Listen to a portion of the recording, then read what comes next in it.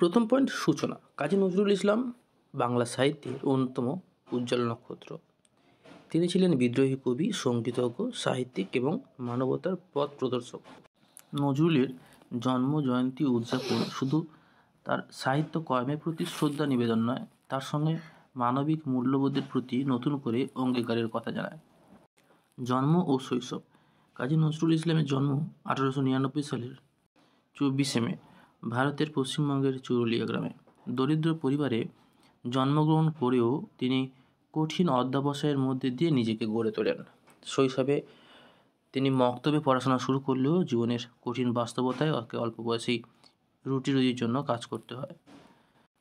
সাহিত্য জগতে আগমন।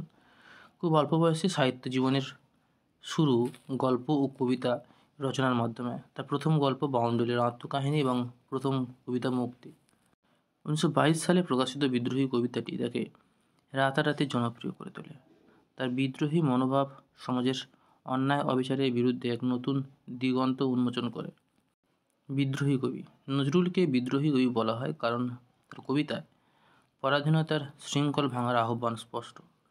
বিদ্রোহী, প্রলোল্লাস, দুর্দিনের যাত্রী কবিতাগুলোতে তিনি মানুষের মুক্তির কথা বলেছেন। তার বিদ্রোহ কেবল রাজনৈতিক নয়, বরং ধর্মীয় গোঁড়ামি, সামাজিক বৈষম্য এবং শোষণের বিরুদ্ধে। নজরুল সঙ্গীত। নজরুল গীতি বা নজরুল সঙ্গীত বাংলা সঙ্গীত জগতে এক বিপ্লব ঘটায়। 1930-এর দশকে তিনি প্রায় 4000 গান রচনা ও সুর আরোপ করেন।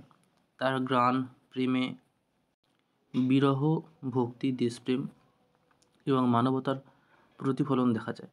দুর্গমগিরি, কান্তার মরু এবং কারোর ওই লৌহ কপাট এর মতো গান আজও শোষিত মানুষের মুক্তির প্রতীক হয়ে আছে।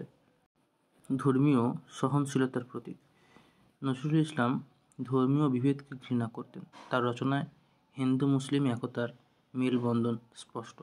চল চল চল কবিতায় যেমন তিনি দেশপ্রেমের কথা বলেছেন, তেমনি কান্ডারি হুঁশিয়ার কবিতায় সাম্প্রদায়িকতার বিরুদ্ধে কঠোর অবস্থান নিয়েছেন। রাজনৈতিক ও সামাজিক প্রভাব।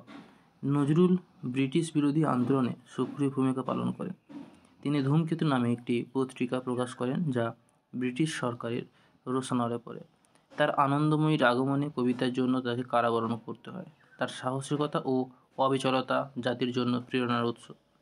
জীবনের শেষ অধ্যায়। 1942 সালে নজরুল এক অজানা রোগে আক্রান্ত হন, যার ফলে তিনি বাকশক্তি ও সৃষ্টিশীলতা হারান। 1972 সালে তিনি বাংলাদেশের জাতীয় কবি হিসেবে সম্মানিত হন। 1976 সালে 29শে আগস্ট তিনি ঢাকায় শেষ নিঃশ্বাস ত্যাগ করেন। 125তম জন্মবর্ষে নজরুলের প্রাসঙ্গিকতা। নজরুলের জীবন ও সাহিত্য আজও সমান প্রাসঙ্গিক।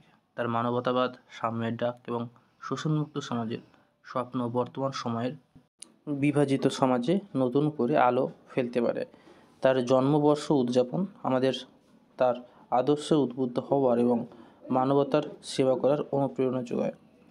শেষ পয়েন্ট, উপসংহার। কাজী নজরুল ইসলাম আমাদের কাছে কেবল একটি স্মরণীয় নাম নয়, তিনি সাহস, প্রেম, সাম্য এবং মানবতার চিরন্তন প্রতীক। তার জীবন ও সাহিত্যে আমাদের প্রতিদিন নতুনভাবে বাঁচতে শেখায়।